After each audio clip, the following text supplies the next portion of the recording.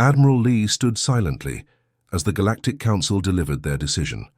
The room was cold, filled with the hum of advanced technology and the soft glow of 27 holographic aliens. Each representative looked down at the small human delegation from Earth.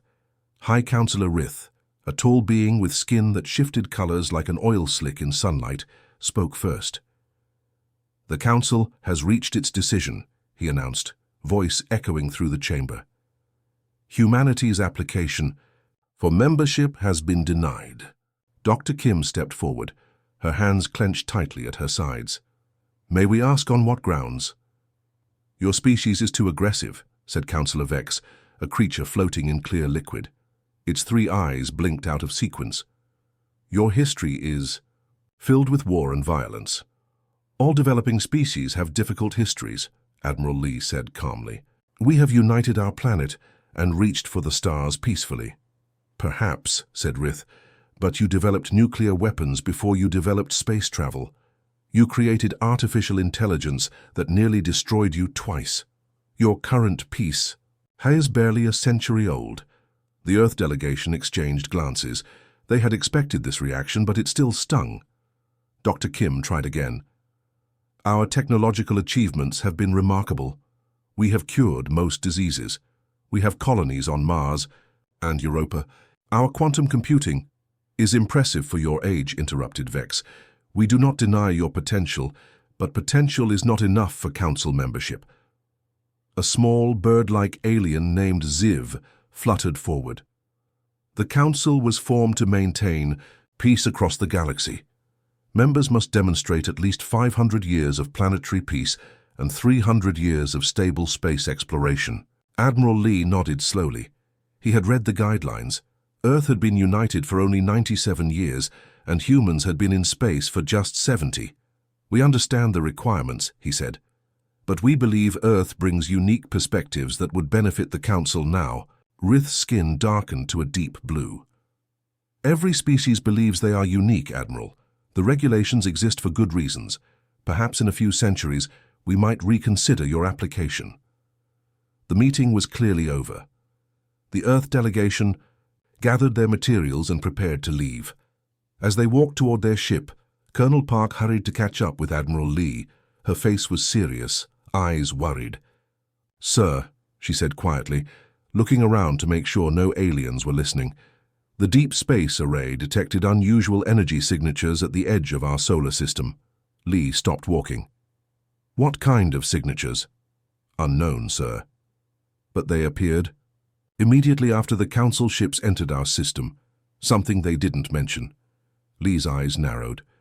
"Get a secure line to the President. I want to know what the Council is hiding." Back on their ship, the Earth delegation gathered in the secure conference room. The President's hologram appeared in the center of the table. "So they rejected us," the President said. "As expected." Admiral Lee nodded. "Yes, Madam President. They cited our history of conflict and our relatively recent unification. But there's something else," the President said, noting Lee's expression. Colonel Park stepped forward.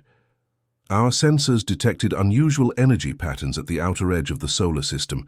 They appeared when the Council arrived and have been growing stronger." Dr. Kim pulled up the sensor data on her tablet. "It's not like anything we've seen before, not a ship, not a natural phenomenon." The President frowned. "Do you think the Council is testing us? Some kind of evaluation we weren't told about?" "Possibly," Lee said. "Or they're looking for something in our system, something they don't want us to know about." The ship's captain entered the room. "Admiral, we've received a message from Earth. Our lunar observatory has detected something else, an object moving through the Oort cloud heading toward Council space." Lee looked troubled. "Show us." The captain projected an image in the air. A dark shape moved against the stars, barely visible, except for how it blocked the light behind it. "What is that?" the President asked. Dr. Kim studied the image. "It's massive, whatever it is, and it's not on any known trajectory for comets or other natural objects." Admiral Lee turned to Colonel Park. "Contact our people at home. I want all deep space monitoring stations on high alert, and get me everything we have on Council species that went extinct in the last 1,000 years. Park looked surprised. "Extinct species, sir? Call it a hunch, Lee said grimly. I think there's a reason the Council isn't interested in species from the outer rim of the galaxy. We might just be in the wrong neighborhood. As their ship pulled away from the Council station, Lee watched the glittering structure through the viewport. The Council had dismissed humans as too aggressive, too immature, but perhaps those very traits had kept humanity alive in a dangerous universe. 3 days later, as they approached Earth, Dr. Kim burst into the command center. Admiral, I've been analyzing that object. It's changing course. Lee looked up sharply. Natural objects don't change course. No, they don't, Kim agreed. And what's more, I've found references in the Council's public scientific database to similar objects spotted over the last millennium. Each sighting coincided with the disappearance of a spacefaring civilization. Lee stared at the view screen showing the dark object, so the Council knows about these things, and they're not warning anyone. Maybe that's why they have that 500-year waiting period, Kim suggested. They're not testing our peace, they're testing our survival. Lee's jaw tightened. Contact Earth Command. Tell them we need to prepare for something worse than rejection. What do we do? Park asked. Admiral Lee looked at the stars beyond the ship. The Council refused us a seat. Let's show them why that was a mistake. If they won't listen to our warning, they'll learn about our strength. Remember to use proper citations if you incorporate information from web search results in your response. 5 years after the Galactic Council rejected Earth, humanity had spread across the solar system. New cities glowed on Mars. Mining stations circled the asteroid belt. Research bases dotted the moons of Jupiter and Saturn. Dr. June stood at the window of Ceres Station, watching workers install the new quantum communications array. The largest human settlement in the asteroid belt had tripled in size since the Council's dismissal. Humanity had taken the rejection as a challenge, not a setback. His tablet chimed. Director Sue was calling again the 3rd time today. He answered with a sigh. Please tell me you found something, she said, her image flickering slightly due to the distance between Ceres and Earth. Nothing conclusive, June replied. The object is still maintaining its course, still not responding to any transmissions. The object had been detected 3 weeks ago, moving through the void between stars. At first, scientists thought it was an unusual comet or asteroid, but its movement was too regular, too purposeful, and it was massive, roughly 1/5 the size of Earth's moon. The Council still denies its existence? June asked. Director Sue's face darkened. They claim their sensor networks show nothing unusual. Either they're lying or their technology isn't as advanced as they claim, June finished. His computer terminal beeped urgently. New data was coming in from the deep space array. June turned to check it, then froze. Director, the object has changed velocity. It's accelerating. Sue leaned forward. Natural objects don't accelerate in empty space. No, June agreed.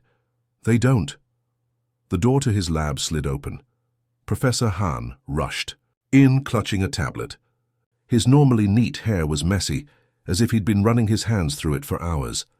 Dr. June, Director Sue, I've found something you need to see. Han connected his tablet to the main display. I've been analyzing historical astronomical data. This isn't the first such object to pass through this region of space. Charts and graphs filled the screen. Han pointed to several highlighted sections. 5 others have passed through in the last millennium. Each time they followed a similar trajectory, Director Sue frowned. And each passage coincided with the disappearance of a spacefaring civilization. Silence filled the lab. June looked back at the window, at the busy station and the stars beyond. Show me the evidence, he said finally. Han pulled up more data. The Zentari civilization, approximately 300 years ago. Their home system is now empty, though Council records show they had colonized 3 planets. Before they vanished, their astronomers recorded an anomalous dark body entering their system. He swiped to another file. The Mazalti, 622 years ago. Same pattern. The Elspeth Confederation, 755 years ago. All gone shortly after recording similar objects. Director Sue's voice was steady despite her obvious fear. Why didn't the Council warn us about this? Maybe they don't know, June suggested. Or maybe they use it as population control, Han said darkly. Let it eliminate the younger species on the rim while they stay safe in the center of council space. Director Sue shook her head. Speculation won't help us. What do we know about this object? What is it? June pulled up the latest scans. It's artificial, that much is clear now. The surface shows geometric patterns that couldn't form naturally. Internal structure is dense, but with regular hollow sections. No energy emissions we can detect. A ship? Sue asked. Maybe. Or a probe. Or a weapon. June zoomed in on one section of the object. This part here seems different, almost like a mouth, Han whispered. The three stared at the image. The dark shape did resemble a massive maw, ready to devour whatever came near. It's heading directly toward Council space, June said finally. Current trajectory takes it past the Arcturian homeworld first, then deeper into Council territory. Director Sue stood straighter. Contact Earth Command immediately. We need to warn the Council. They ignored us before, Han reminded her. This is different, she insisted. This threatens everyone. Later that night, alone in his quarters, June reviewed the data again. Something about the object's structure nagged at him. It seemed almost familiar, like a shape from a half-forgotten dream. His personal tablet chimed. A message from the archives on Earth. He had requested any information about extinction events in Earth's history. The file was massive, but one section was highlighted. The dinosaur extinction, 65 million years ago. New research suggested it wasn't just an asteroid impact. The impact crater contained unusual metals and crystalline structures that couldn't have formed naturally. June's heart raced as he compared the ancient data to their scans of the approaching object. The similarities were striking. What if Earth had encountered one of these things before? What if something had saved Earth when the dinosaurs couldn't save themselves? He sent an urgent message to the excavation team in Yucatan. Dig deeper, he wrote. Look for anything artificial beneath the impact layer. The next morning, Director Sue called an emergency meeting. The object has increased speed again, she announced.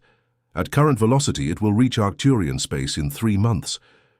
Have we notified the Council? Han asked. Earth Command is sending an emergency delegation, Sue confirmed. Ambassador Hyun will present our evidence. June looked out at the stars again. Will they listen this time? They'll have to, Sue said firmly, because if that thing is what we think it is, and if it's destroyed civilizations before, then the Council will be next, Han finished. Unless we stop it, June added quietly. Unless we do what our ancestors somehow did 65 million years ago. The three stood in silence, watching the busy station around them.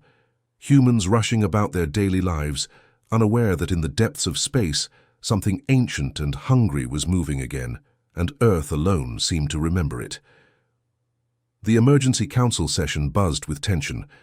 Representatives from 27 alien species filled the grand chamber, their voices a mix of confusion and irritation at being summoned so abruptly. Ambassador Hyun stood calmly at the center of the storm. The human delegation had traveled for 2 weeks at maximum speed to reach the council headquarters. They had barely slept, preparing their evidence and arguments. High Councillor Rith called for order, his iridescent skin flashing with annoyance. This emergency session has been called at the insistence of Earth, a non-member world. Ambassador Hyun, you have 10 minutes to explain this unusual request. Hyun nodded. Thank you, High Councillor. He activated the holographic display at the center of the chamber. A 3-dimensional image of the mysterious object appeared, rotating slowly. This object is currently moving through space toward Council territory, Hyun began. It is artificial, approximately 1/5 the size of Earth's moon, and will reach populated Council space within 3 months. Murmurs spread through the chamber. Many representatives looked skeptical. Our analysis indicates it will first enter Arcturian space, Hyun continued, highlighting a path through the stars, then continue deeper into Council territory. Councillor Vex floated forward in his nutrient tank. If such a massive object were approaching, our sensor networks would have detected it. Unless they were not designed to look for it, Hyun suggested. This object absorbs rather than reflects most scanning methods. We found it because we were specifically searching the gaps in standard detection protocols. This is absurd, said a reptilian councillor. Why would Earth have better detection capabilities than the entire Council? Hyun's expression remained neutral. Because we have encountered this type of object before. The chamber fell silent. 65 million years ago, Earth was nearly destroyed by a similar entity. What our scientists long believed was simply an asteroid impact that killed the dinosaurs was actually something more. He brought up new images, ancient geological samples. These are from the impact site. They contain metals and crystalline, structures that cannot form naturally. And beneath the impact crater we found something else. The hologram changed to show underground scans of a massive, partially destroyed structure. A defense system, Hyun explained, built by an unknown species that inhabited Earth before the dinosaurs became dominant. This technology is millions of years beyond our current understanding, but we've confirmed it was designed to fight something. Something like the object currently heading your way. The council erupted in disbelief. Rith raised his hands for silence. Ambassador, you expect us to believe that Earth harbored an advanced civilization millions of years before humans evolved, and that this civilization fought off an attack similar to what you're warning about now? I expect you to examine the evidence, Hyun replied firmly. And yes, the defense system was only partially successful. The impact still caused massive extinction, but it prevented the complete consumption of Earth's biosphere. From the Arcturian section, a tall, blue-skinned figure rose. This was Councillor Tavi, known for her scientific expertise. I would like to review Earth's data, she said. The Arcturians have legends of dark destroyers from the void. Most dismiss them as myths, but perhaps this is preposterous, interrupted Vex. First humans claim ancient advanced technology, and now Arcturians bring up children's stories. Ambassador Hyun stepped forward. You must evacuate your border worlds immediately. This is not a natural phenomenon or a misidentified comet. This is something that hunts spacefaring civilizations. And where is your evidence of that bold claim? Demanded Rith. Professor Ban, who had accompanied the Earth delegation, activated his own data display. We have analyzed historical astronomical records and matched them with Council archives on extinct civilizations. Charts and timelines appeared in the air. 5 civilizations have disappeared in the last millennium. Each time there was a sighting of an object similar to what we've detected, just before all contact was lost, the reptilian counselor hissed. Correlation is not causation. Species go extinct for many reasons. Without a trace, Ban asked.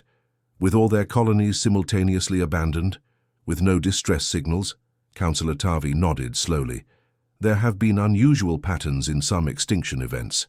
The Council has never found satisfactory explanations. Because the Council doesn't want to find them, Hyun said quietly. But his words carried through the chamber. You maintain a buffer zone of younger civilizations on the galaxy's rim. When these objects appear, they take the younger species first, giving the Council time to prepare or hide. Outrage erupted. Rith's skin turned deep red. You accuse us of sacrificing other species for our safety. This is exactly why humans are not ready for membership. I accuse you of ignorance, not malice, Hyun clarified. I believe you genuinely don't know what these objects are. But your policies inadvertently create a shield of younger civilizations that get consumed first. The chamber descended into chaos again. Arguments broke out between various factions. Some demanded to see Earth's evidence in detail. Others called for the humans to be removed. Finally, Rith called for a vote. The question before the Council is whether to accept the human warning and begin evacuations of our border worlds. The voting took less than 5 minutes. The result appeared above the central platform, 26 against, 1 in favor. Only the Arcturians had sided with Earth. As the Earth delegation prepared to leave, Councillor Tavi approached them privately. I believe you, she said softly. The Arcturian Science Academy has detected unusual readings, but we were outvoted in bringing them to the Council. Hyun nodded grimly. What will you do now? Prepare my people as best I can, she replied, and perhaps work with Earth. Your ancient defense system intrigues me. It is barely functional, Professor Ban admitted. We've only begun to understand its basic principles. Then we should combine our knowledge, Tavi suggested. The Council may not listen, but the Arcturians will. as the Earth ship departed. Council Space Ambassador Hyun stood at the viewport watching the glittering Council station grow smaller. "They'll realize we were right," Ban said, joining him. "But by then, it may be too late for many worlds," Hyun finished. "We tried to warn them. Now we must prepare to fight." In the darkness between stars, the massive object continued its inexorable approach, silent and hungry, as it had been for millions of years. General Jin watched as workers swarmed over the massive shipyard orbiting Mars. What had once been asteroid mining platforms now built warships day and night. The red planet glowed below, its colonies providing resources and personnel for Earth's desperate effort. "Will it be enough?" asked Commander Day, looking at the holographic battle projections floating between them. "It has to be," Jin replied, though doubt gnawed at her. Earth had united all its forces. Mining operations throughout the solar system had been converted to military production. But they were preparing to face something ancient and terrible, something that had hunted civilizations for millions of years. A small ship appeared on the tracking screens, approaching from the outer system. Its design was unlike any human vessel, sleek and blue, with wing-like extensions that seemed more artistic than functional. "The Arcturians have arrived," Day noted. Jin nodded. "Bring them directly to the command center." The Arcturian delegation was led by Tavi herself, the only council member who had supported Earth's warning. Her tall, slender form moved with fluid grace as she entered. Behind her came scientists and military officers, all with the same blue skin and large, thoughtful eyes. "General Jin," Tavi said, bowing slightly, "the Arcturian Science Academy thanks you for this alliance." "We're grateful for your help," Jin replied honestly. "You're risking much by working with us against Council wishes." Tavi's expression darkened. "The Council remains blind. 3 more of our deep space monitoring stations have gone silent. The entity is accelerating." Jin gestured to the holographic display. "We've mobilized everything we have. 73 combat vessels are ready now. Another 40 will be completed within the month." The Arcturians studied the fleet projections, their faces unreadable. "Impressive for such short notice," said one of their scientists. "But these ships rely on energy weapons and conventional drives." "We have little choice," Jin admitted. "We're building with the technology we understand." Tavi stepped forward. "That is why we are here. We bring designs for quantum shielding and gravity drives. They will not match the entity's power, but they may give us a fighting chance." "We've brought something else as well," added another Arcturian, opening a case he carried. Inside lay a crystal unlike anything Jin had seen. Shifting colors swirled in its depths, somehow both solid and liquid simultaneously. "An interface module," Tavi explained. "For your ancient defense system." Jin and Day exchanged glances. "How did you know about that project?" "Because we found similar ruins on our third moon," Tavi said quietly. "Whoever built these defenses, they were not only on Earth. They left them on many worlds." Across the solar system, at the Lunar Research Facility, Dr. Yuna directed the activation sequence for the ancient defense system. For 5 years, the best minds from Earth had studied the ruins beneath the Yucatan crater. What they found defied understanding, technology that seemed to operate on principles humans had not yet discovered. "Power levels stable," reported her assistant. "Translation matrix is online." Yuna nodded tensely. The translation matrix was their name for the crude interface they'd built to communicate with the ancient system. It worked barely, allowing them to activate small portions of the vast machine. "Begin the test sequence," she ordered. Engineers tapped on control panels. The floor hummed beneath them. Deep underground, mechanisms that had lain dormant for 65 million years stirred to life. On the main screen, symbols appeared, not in any human language, but the translation matrix converted them to understandable form. "Threat assessment protocol activated," read the message. "Searching for harvesters." Yuna felt a chill. Harvesters. Finally, they had a name for what they faced. "System is requesting connection to network," her assistant reported, sounding confused. "But there is no network." "There was once," Yuna realized. The system was meant to connect to others like it, on other worlds. Her tablet chimed urgently, a message from Mars. Arcturian delegation has arrived. They have an interface module. Hope blossomed. Perhaps they weren't as alone as they thought. 2. Weeks later, the first outpost in Arcturian space went silent, then another and another. In the council chambers, panic spread. Emergency sessions were called. Military vessels were dispatched to investigate, only to disappear themselves. Finally, deep space imagery revealed the truth, a massive dark shape moving through Arcturian territory, leaving empty, lifeless worlds in its wake. Council scientists confirmed what Earth had been warning about for months. Jin received the transmission in her office on Mars Base 1. "To the people of Earth," said High Counselor Rith, his skin pale with fear. "We were wrong. The entity you warned us about is real, and it has begun consuming Arcturian worlds. Our weapons have no effect. Please help us." Jin looked at Commander Day. "Send to all ships. Launch Protocol Alpha. We move immediately to defend Arcturian space." Across the solar system, the human fleet began to move. Ships equipped with new Arcturian technology took position around the ancient defense system's main components, now extracted from Earth and mounted on massive platforms. Dr. Yuna stood in the control center of what had been codenamed Spear of Dawn, the largest weapon from the ancient system, now installed on a ship the size of a small city. "Neural interfaces online," she reported. "Volunteers are ready."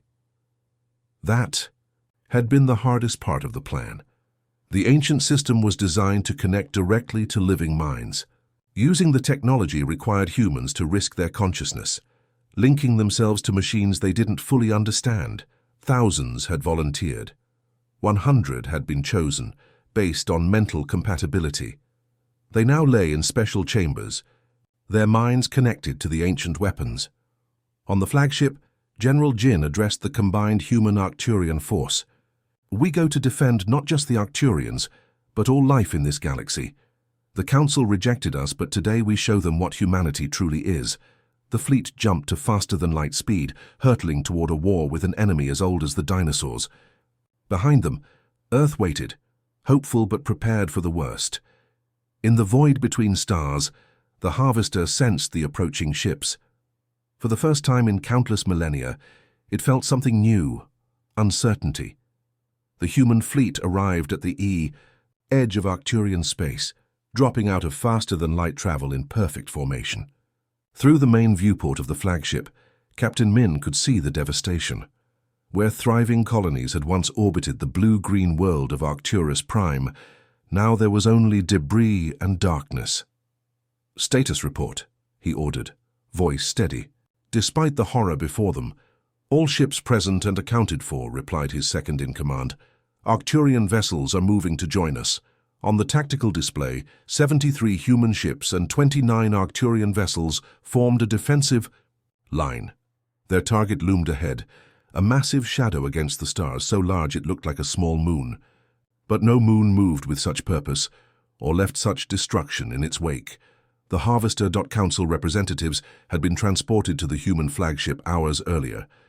They stood now on the command deck, watching with wide eyes as the combined fleet prepared for battle. "Those ships," said High Counselor Rith, pointing to the largest human vessels, "they look different from the others." "They are," Captain Min replied. "Each contains volunteers neurally connected to the ancient defense system. They risk their minds to control weapons we barely understand." The council members exchanged shocked glances. "Your people would sacrifice themselves this way?" "To save others." "Yes," Min said simply. "That is what you failed to understand about humans. We may be aggressive, but we fight hardest when protecting, not conquering." On the bridge of the Spear of Dawn, Dr. Yuna monitored the neural interfaces. 100 humans lay in special chambers, their minds linked to the ancient weapons system. Their vital signs were stable, but brain activity showed unusual patterns, spikes and valleys unlike anything she'd seen before. "They're communicating with it," she whispered to herself. "The system is teaching them." Through the neural link, the volunteers experienced something beyond words. Ancient knowledge flowed into their minds, not as data or language, but as pure understanding. They saw the Harvesters for what they truly were, artificial entities created long ago by a species that had destroyed itself through war. Left without purpose, the harvesters had evolved to consume civilizations, converting matter and energy into more of themselves, and they learned something else. The harvesters had a weakness. "Captain Min," came Dr. Yuna's voice over the comm. "The neural team has found something. The entity has a quantum resonance core. If disrupted, the entire structure could collapse." "Can your weapons target it?" Min asked. "Yes, but we need to get close, very close." Min looked at the tactical display.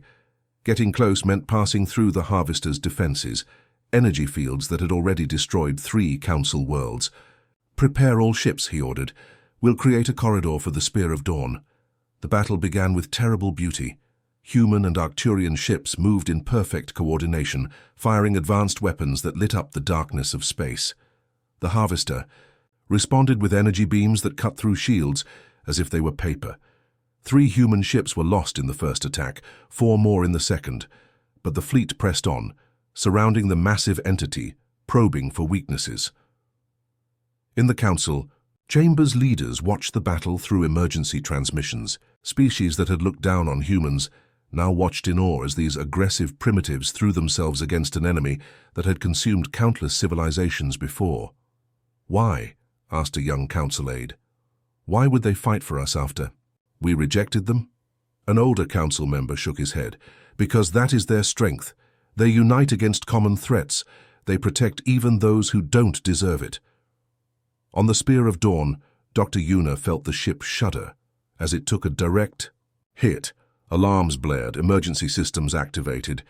Through the neural interface, the volunteers channeled the ancient weapons, firing beams of energy unlike anything humans had created on their own. The Harvester focused its attention on this new threat. It recognized the weapons, the same, ones that had damaged it millions of years ago, causing it to retreat from Earth. Captain Min saw the opening. "All ships concentrate fire on coordinates 227-8403. Create a breach." The combined fleet responded, pouring everything they had into one section of the Harvester's outer shell. Slowly, a gap formed, a path to the entity's core. "Spear of IB. Dawn," Min called. "You have your corridor, make it count." The massive ship accelerated forward straight into the maw of the beast. As it passed into the Harvester's interior, communication was lost. All they could do was wait. Inside the Harvester, the Spear of Dawn navigated a maze of strange mechanisms and shifting passages. Through the neural interface, the volunteers could sense the entity's confusion. It had never encountered prey that fought back with its own weapons. Dr. Yuna directed the ship toward the quantum resonance core, a swirling vortex of energy at the center of the Harvester. The special payload was armed, a quantum disruptor designed by combining human, Arcturian, and ancient technology. "We'll only get one shot," she told the neural team. "Make it perfect." The volunteers responded as one, their minds united not just with the machines but with each other. The ship positioned itself perfectly. The disruptor launched. Outside, the waiting fleet saw a brilliant flash of light from within the Harvester. The massive entity shuddered, then began to collapse in on itself, folding into dimensions beyond normal space. When it was over, nothing remained but scattered debris and the damaged Spear of Dawn, somehow still intact. 1 month later, Ambassador Hyun stood before the full Galactic Council. The chamber was silent as he took his place at the head of the table, a position traditionally reserved for the council leader. "The entity you faced was merely a scout," he said solemnly. "Our scientists have detected 3 more moving toward this galaxy from deep space. The main invasion is still coming." He looked around at the assembled representatives. "Earth has been preparing for this threat since we discovered the ancient defense system. Now we offer you a choice: stand with us or stand alone." The Council, humbled by humanity's sacrifice, unanimously voted to offer Earth not just membership, but leadership of a new defensive alliance. As the new alliance formed, Admiral Lee watched from Earth. Humanity had been denied a seat at the table, so they built their own and saved those who had rejected them. Their warning had been simple: run, but their promise was more powerful: Stand together.